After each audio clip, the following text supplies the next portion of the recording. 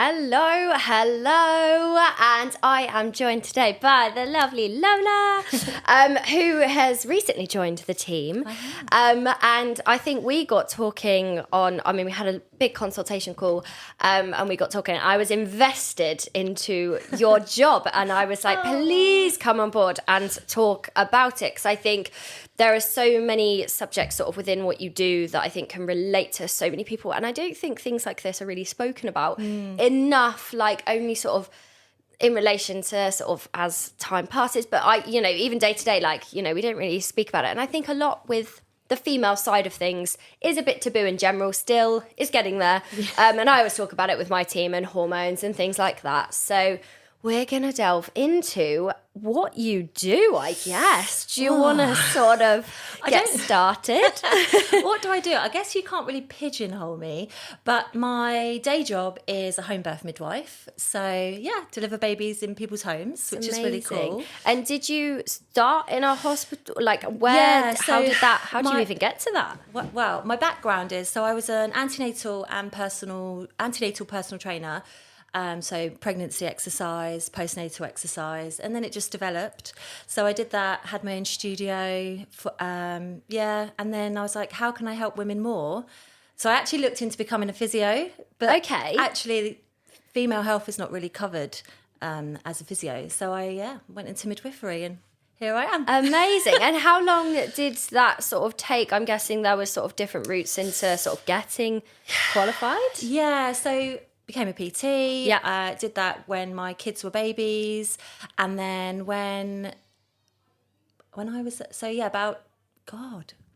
then I went into education. So I went into college, redid my GCSEs, then had to go to uni for 3 years, and then I've been a midwife now for 4.5 years. Amazing. Yeah. And did you always kind of know you wanted to go the home birth route? No, I just fell into evolved. But amazing. Actually, as I did my training, that was just where I was meant to be. I'm a home birth midwife. Amazing. Yeah. And I guess it goes hand in hand with the stuff that you do with your PT side of things, because I know you still do that. I do. And it was really sort of interesting when we first spoke about that, because there are just, the crossovers are sort of a no-brainer with what you can do, and the relation and understanding, one for yourself, obviously you've had kids yourself, to then pass on, as well as the qualification behind the midwifery side of things. Yeah. And some of your clients are sort of you are their midwife. Yeah. So the crossover is you have to be careful of blurring the lines. Yeah. So if my name gets about, I guess, where I live. So where I live is where I am a midwife, and then your name just gets about. So my women will obviously be like my home birth women through the NHS, and then they're like, oh, I've seen you on Instagram. I see that you do postnatal and antenatal exercise. I'm like, yeah, that's but me. You have to contact me outside of midwifery hours. Lines get blurred. Well, and also your work is you have different working days for whichever job you are doing. Yes. Which is always important. Today I'm not a midwife. So there we go. we're in the PT mode today. Which is so lovely. And I think it really fascinated me, and I was like, please come on and talk about this, because I think as well there's so much that's said around being pregnant and exercise, and that you should kind of generally, a lot of people say the gist of that we should just go into shutdown mode and just, protect at all costs, which, yes, there obviously is an element that we have to be aware of sort of with exercising, but actually there's not really any limits that you can sort of go to, and your body is sort of, you know your own body as well. And I think there is quite a lot of fear behind that. So I guess, how would you sort of pick that apart a little bit for what you do with that? So antenatally, so when people are pregnant, if they have always been training, it's carry on training. Don't stop. It's fine. Your body's used to it. Just adapt your training. So depending on what your training is, if you are, I don't know, doing Olympic weightlifting and the bar's coming over your tummy, then you do need to protect the bump. So you should adjust that exercise. Yeah. But And if you're a horse rider, then you need to be careful in case you fall off your horse. If you're a boxer, then you need to be careful of your bump. So, but if you're just in the gym, going for it, doing weights or doing classes, running, yoga, just crack on. Don't stop. That's probably the worst thing you could do. Yeah, and I think it's just kind of almost a tiny bit, I hate always saying this, like common sense, in the sense of you have a bump there. Yeah. We've got to be like protective of the bubby. Yeah. So it's, also using that kind of initiative. There's a lot of risk factors. So we see a lot more now because people are generally older when they're falling pregnant, that they are having IVF pregnancies or hormone treatments to fall pregnant. Okay. And I think those women are probably have the most fear about exercising in early pregnancy, but please exercise. Like it's okay. And it also must be good sort of all round, sort of for what you're doing for your body and your health, and also for when you come to having the baby, in no matter sort of what way or sort of however that happens as well. And obviously there's going to be different stages with early pregnancy to late pregnancy of sort of what, obviously if the bump's coming out, it's going to be a little bit more difficult to navigate. Yeah, and there are lots of hormone changes in pregnancy, and just because one day you were deadlifting, say one day you were able to deadlift 50 kilos, but the next day you could only lift 30 kilos, that's fine. You're still going. Yeah. You have to just go with your body, just listen to your body, and don't beat yourself up if you have one day not as great as the other. Yeah, and I guess just kind of always take in sort of that training as a massive win for what you can do for yourself as well, because it's going to make you feel good ultimately, and you don't want to. I mean, obviously, I cannot relate, and I'm going to be learning a lot from this. Anyway, I can't relate in the sense of that, obviously, I have not had children. But, you want to feel, I can imagine, I mean, I would definitely sort of want that up and go feeling too, because I guess you can kind of talk yourself into, like, sort of not doing a lot. Of, like, if sort of you're sat down for a long periods of time, or actually I just need to rest. Actually, I feel like you could end up resting for quite a long period of time, which probably isn't ideal for sort of getting the body active and mobile as well, even for ahead of sort of giving birth. Yeah, so pelvic girdle pain is a massive thing in pregnancy, and it tricks a lot of women into thinking that they need to rest. And what is that? Pelvic girdle pain. For people who don't know, that is a whole new subject to me. So any pain that you may get in your pelvis, it might be at the front of the pelvis, and it feels like it feels like your bones are rubbing on each other. Sometimes people call it fanny daggers. Okay. So it feels like a knife going up through your pelvis. It might be at the sides of your hips. It might be at the back in your sacrum. So anywhere in your pelvis. And it tricks women into thinking they need to sit down, they need to rest, they don't be mobile. But actually what we need to do is support the muscles around the pelvis so that it keeps the pelvis strong. Yeah. So there's lots. I love that. And it's also really interesting because I think generally as a rule of thumb that I work with sort of my team as well is that you want your joints to be happy. Yes. And forever. We want them to be, as a whole. And, we don't want sort of a lot of those niggles and things that we can find, we're not strong enough.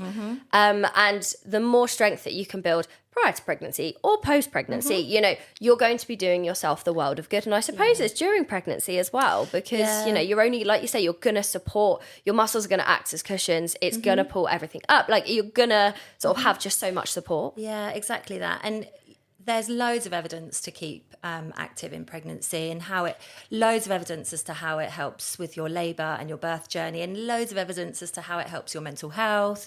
But there's like pregnancy diseases like gestational diabetes, preeclampsia, all those things.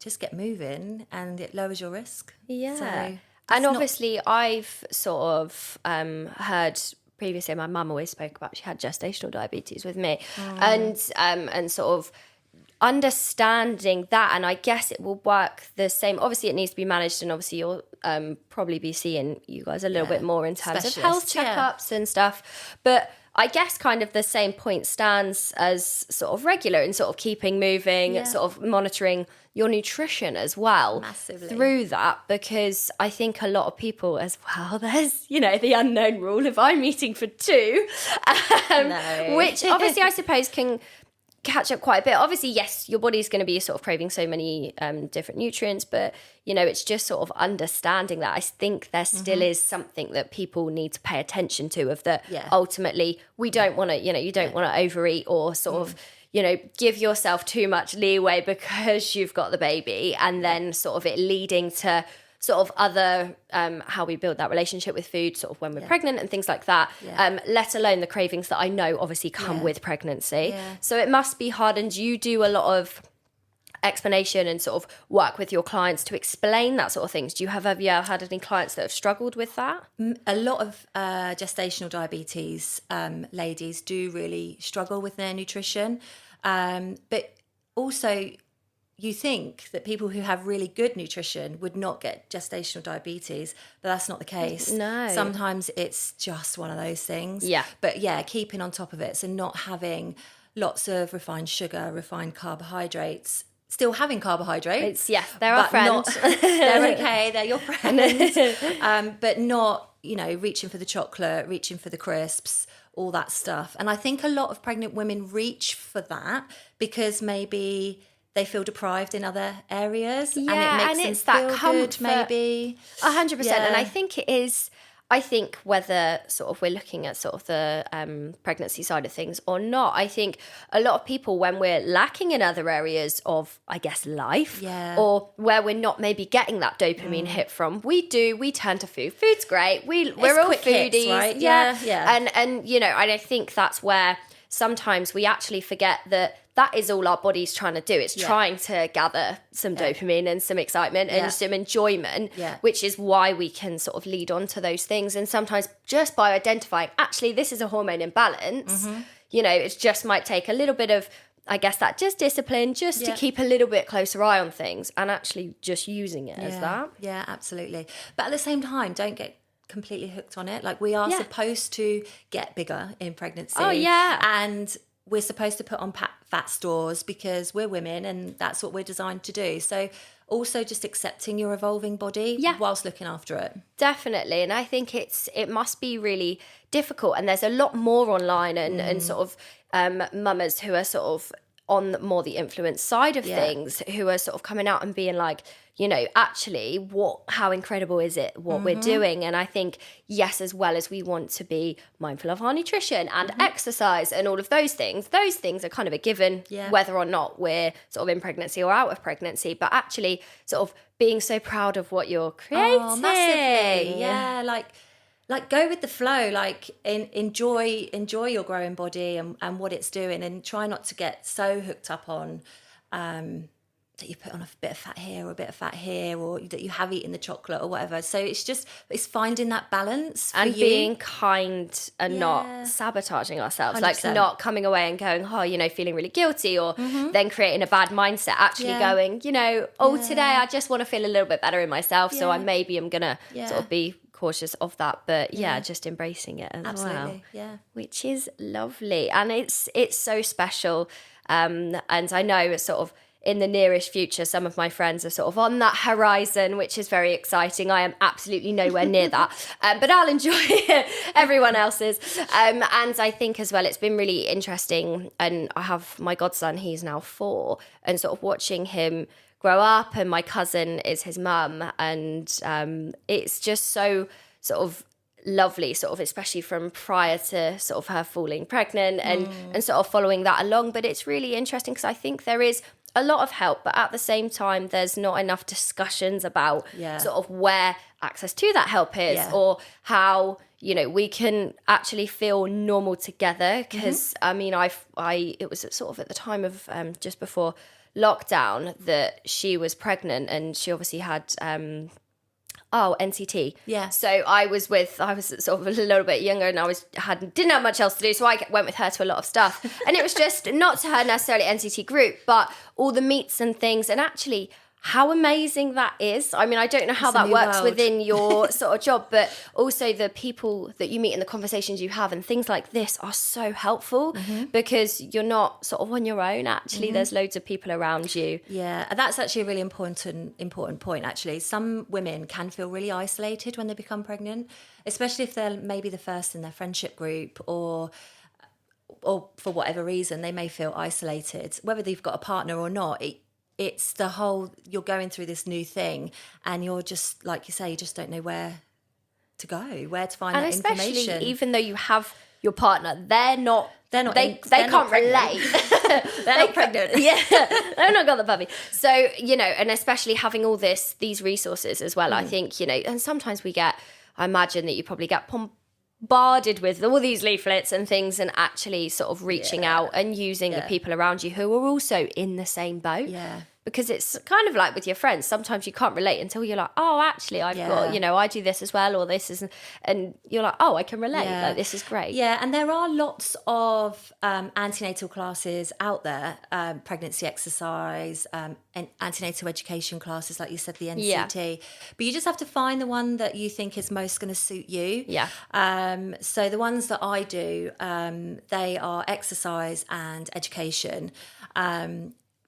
But then I don't focus really at all on the baby. It's all mum. All mum, so yes. A lot of women then just want to find out about baby, how they're going to feed their baby, how they're going to change a nappy, how they're going to cope with sleepless nights. Then that's a different side of it. So there is a lot of information really out there. Interesting. Yeah. And as well, I think, I suppose, when baby's born, it is most of the time baby. But you hear so many people, what about the mama? Yeah. And I think that's such a key point, because without the mama, we need mama to be happy as well, which must be so rewarding from your side of things, I think so. Sort of within your midwifery job, as well as your sort of PT role as well, and working sort of with people and probably having some really nice warming conversations, as well as quite rewarding from what you can give out to people.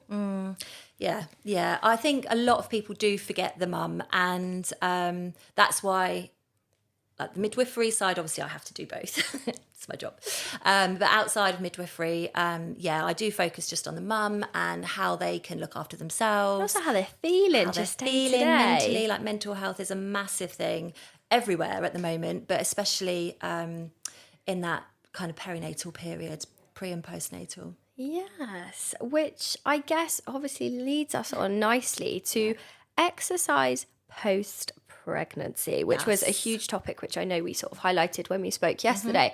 And sort of as soon as you said it, I was like, this is major. Like, it's such a massive thing, and how, like you say, especially the mental health side of things and how we view ourselves and the relationship we have with that too, which I must sort of is quite a whirlwind of a subject, I guess. And what would you sort of say to sort of, I guess, kick off with that, of being, I think people are fearful of exercise and sort of getting back into their nutrition. Obviously, the focus is a lot on the baby, so it's easily forgotten about. Yeah. Mums tend to forget themselves early postnatal, so when the baby's really little, when they're trying to get to grips with breastfeeding or bottle feeding.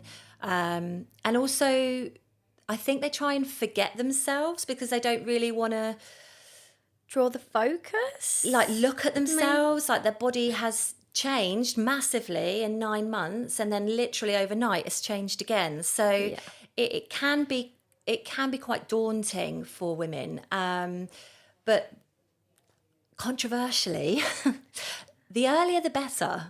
Yeah. So if you can kind of have a plan in pregnancy as to what you're going to do postnatally, not just to look after your body, but to look after your mental health as well, then you're just going to put yourself in a good stead. It just starts with just moving a little bit. Now, when no one's talking about major exercise or major gym stuff or anything like that, but don't do that. Moving and, being sort of just active, I guess, mindful, walks and things, and company within that as well, which is always really nice. And I guess it completely varies, because if you're having a cesarean to if you obviously have a natural birth, that is a huge difference. Massive, in terms of what you do post sort of natal exercise as well, because it's a huge operation in terms of having a cesarean, and you can't do a lot sort of in that sort of period of time as well. Yeah, I'm glad you brought that up, because the people who tend to have a cesarean seem to be, in my opinion, a lot more eager to get into the gym and do this and do that. And actually, I want those ladies to just calm down. Yeah, that's really interesting. I wouldn't have even thought that that was the common line. I think it's the whole cut thing. Yeah. I think it's being cut. So I think they just think, oh, I've had a cesarean, no big deal. But guys, you're being cut through 7 layers. Yeah. It's major abdominal surgery. And and I promise you, just rest. Just rest. You'll be fine. You can go for walks. You can do some pelvic floor exercises. That's a whole new thing. That's the next subject. That's the next subject. Yeah, just get moving. You know, you don't need to rush to go to these boot camps or get skinny or get your abs back. Just trust your body. It will recover. And sort of in the flip side of that, with natural births, how sort of is it pretty much sort of you can get moving from the offset? Obviously, it's going to be quite an adjustment for your body, like full stop, like whether it's cesarean or natural birth. Like it's a bit of a... That's a bit of a shock. It's a lot going on. You've got a little baby. Even with a vaginal birth, all's natural. We need to have a look at how your pregnancy was, how your labour was, and how your body adapted during that period. Some people, lovely, straightforward, popped a baby out, get up the 2 hours later and push the buggy around. Not everyone's like that. But it is so individual. Everyone's individual, but you do have to look at the physiological changes that your body has gone through. Yeah. So there's also a massive misconception that if you've had a cesarean birth, that you don't need to work on your pelvic floor because your baby's not come out of your vagina. That's not true. You've still been pregnant for 9 months. Your pelvic floor is still adapted. Your tummy muscles have still adapted.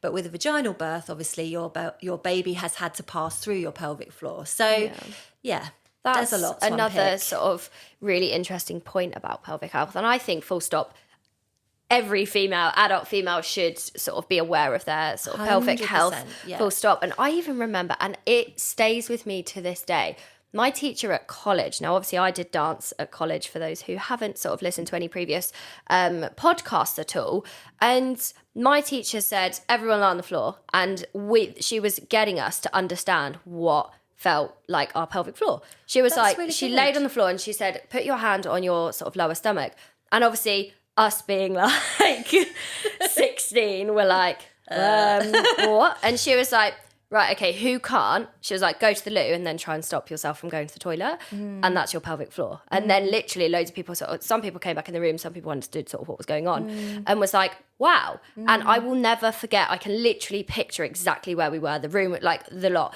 to this day. And it has stuck with me. Core memory. Yeah, definitely. Nice. And that's something that's, you know, obviously, yes, coming from sort of a dance background, it is something so important to sort of pay attention to. Not even knowing that I would be in the industry that I am in now. I thought I would be in the dance industry.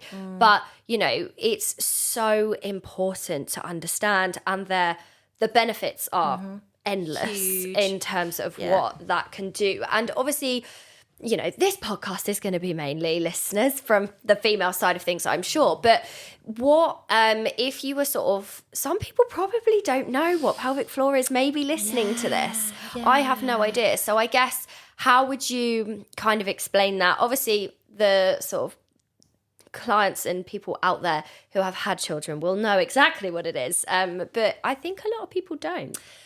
You're right. When I first fell pregnant, I was a very young 23-year-old, and I can remember my mum saying to me, don't forget your pelvic floor. And I was like, what?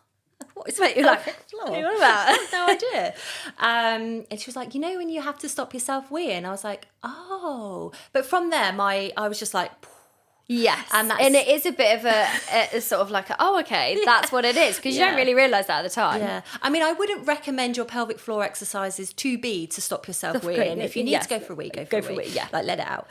Also, your reminder to probably have a glass of water if you're listening to this. And do some squeezes. Yeah. And I always love those. I sometimes see it on TikTok. You've got those people that do those sort of pelvic floor exercises, and I'm like, wow, I'm gonna, stick around. It's really good. There's lots of methods for looking after your pelvic floor and for your pelvic health. I just really want to kind of home in that pelvic health and your pelvic floor is the absolute foundation to female health. Yep. Boom, drop the mic. Yeah. There we go. If you don't have good pelvic health, the rest just doesn't happen. You can't you might build muscle, but it's not going to stay, because you'll be protected with pelvic floor, you'll be leaking, constipation, painful intercourse, which then goes down to the whole mental health route. So it is a massive minefield. But it is something that women and men, actually, men need to support their women on this, on their pelvic floor. Yeah. And it's not sort of spoken about. I think if people sort of speak about it, I imagine most part of the population are like, oh yeah, like I need to do that. Yeah, I need to do that, but it's boring. Yeah, it's boring. It's not, but I always think they're similar with core exercises. Yeah. Exactly the same. Without your core, there's not a lot going to be going on sort of elsewhere. But it comes floor into is your it core. 100%. So I think that I always say to my team, look, core is not exciting. I like to put it off as well at the best of times, and I get told off if I don't by my coach. So do your core exercises, but also I highlight it because it just gets you ready for exercise as well, gets you more understanding, more awareness of your body, what's going on before you've even done any exercise. Just breathe. Yeah. Just breathe. So the pelvic floor that's kind of one of my little sayings. Amazing. It starts with a big deep breath. So big breath in, and as you exhale, your pelvic floor will naturally contract. So just with a big exhale. It's like digesting your food. You don't know you're doing it. It's just what happens when you have a big exhale. And your pelvic floor is attached to your pelvis, and you've got your glutes around there, you've got your core there. So without doing this, like you said, you can't do the core. It's not you also lot. Can't do your glutes. Yeah. Which we need. And massively. How, obviously relating it then back to sort of the pregnancy side of things, obviously, yes, with a cesarean, it is slightly different. Obviously, it doesn't pass through your pelvic floor. Yeah. But sort of how does it benefit sort of into sort of the birthing side of things as sort of, I guess, during birth? Like the benefits obviously are endless, but... Yeah, so the benefits of working, looking after your pelvic floor for vaginal birth. Yeah? Yeah. Yeah, so... Let's go. Your baby passes through your pelvic floor. Your pelvic floor actually has to be loose to deliver your baby, so it can't be tight. So that's where horse riders sometimes have a bit of difficulty having vaginal births, because they have a super tight pelvic floor. Wow. Actually, what we want is a functional pelvic floor. So loads of women are like, yeah, I dream of having a tight pelvic floor, but actually that can give you as much problems as a loose pelvic floor. So we want your pelvic floor to be functional. Yeah. And that's what we do look at training through pregnancy, and also postnatally. We don't want your pelvic floor like this, or we don't want your pelvic floor like this. We just want it to be able to move, function, and I guess do its natural thing. Yeah. But it's your abdominal muscles that push your baby out, yeah, not your pelvic floor. Amazing, but it passes through. Yeah, but it passes through. I knew. And this is another reason why I was so excited about this podcast, because I was like, I'm going to learn so much. And I actually didn't know where to start. When I was writing topics, I was like, okay, where can I go with this? And it is just really interesting, because the sort of health side of things is obviously vital. I think a lot of people are like, yep, you get pregnant, you have a baby, that's it. Actually, there are so many things aside from it. And obviously we've highlighted mental health so much sort of with that, and looking at how much that can improve postnatally as well. Because I think it's people's outlet. It's people's outlet no matter what. And I think it is, I say this to my entire team, including Lola as well, your exercise, whether it's walking, whether it's yoga, whether it's swimming, whether, the list can go on. Actually, it's your you time. And you need your you time so you can give your baby all your other time as well. Oh, yes. Because otherwise we're just, it's a lot. I preach that. Yeah? Yeah, I do preach that, because happy mum, happy family. Yeah. Yeah, so the mum needs that. And I needs that think we're time. so used to sort of neglecting ourselves a little bit anyway. We're so focused on work and, doing what we need to do to earn money and sort of, if you've got kids, looking after the kids and focusing like so much, which is great, but you can't fill all of that their cups without filling yours. And I know that is quite a cringe saying, but it is so true. It's true. And actually, we don't all have the same 24 hours in the day. Mums are, especially mums with really young children, are really rushed. They've got the mental challenge of keeping your family in check is huge. But actually, even if it's just 15 minutes a day, when someone else is around, to take that mental load for a little bit. Even for you if to it's go just for a walk or whatever. Tea on your own in a room, like, you know, hot tea. Dreamy, yeah. And I think that is also exercise for yourself, whether it's moving or whether it's sort of mentally. That is so important. And I think it is actually really nice to sort of kind of come to a sort of end on this note as well, because it is just vital sort of for how we look at ourselves and how we view our health, full stop, as well as obviously sort of the pre and postnatal side of things. Because even if sort of you're during pregnancy, you know, there's a lot going on, you've got a lot to prepare, there's, you know, all of those sorts of thoughts and feelings. Have thoughts for you as well of what's sort of going on in your head.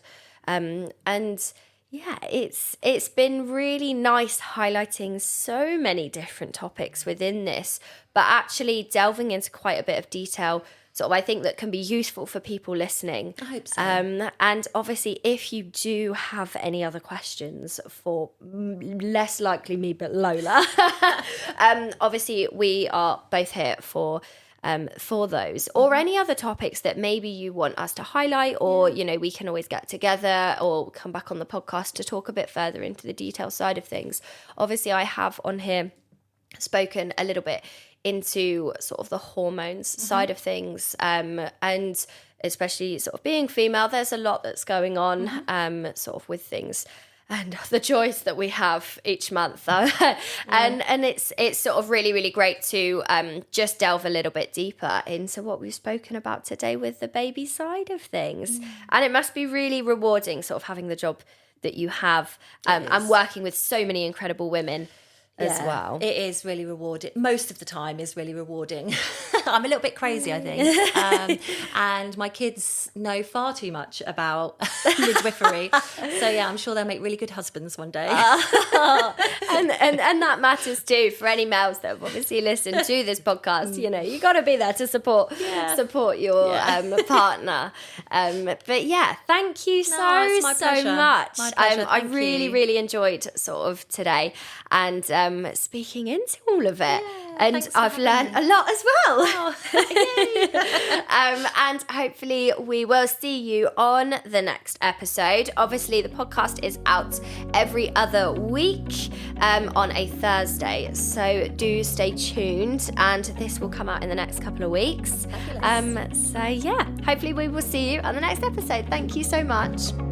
A big thank you for joining me on my channel and tuning in. Find me on Spotify, Apple and Google Podcasts, Amazon and YouTube at Diary to Empower. Follow me on Instagram, m_power.fitness, and TikTok, m.ibert. See you on the next episode.